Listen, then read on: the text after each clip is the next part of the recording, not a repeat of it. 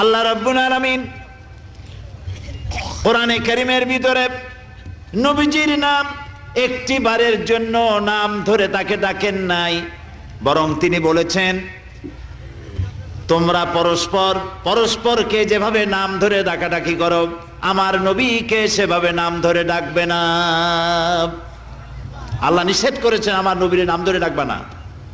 সুবহানাল্লাহি ওয়া বিহামদিহি। এই পৃথিবীতে যত নবী আসছেন সমস্ত নবীরা হলেন এলাকা ভিত্তিক নবী, অঞ্চল ভিত্তিক নবী। এক এক এলাকার, নূহ আলাইহিস সালাম এক এলাকার, মুসা আলাইহিস সালাম আলাক এলাকার, দাউদ আলাইহিস সালাম আরাক এলাকার, এরকম এলাকা ভাগ ভাগ করা। কিন্তু মুহাম্মদ সাল্লাল্লাহু আলাইহি ওয়াসাল্লামকে আল্লাহ রাব্বুল আলামিন কোন এলাকার জন্য নবী বানান নাই।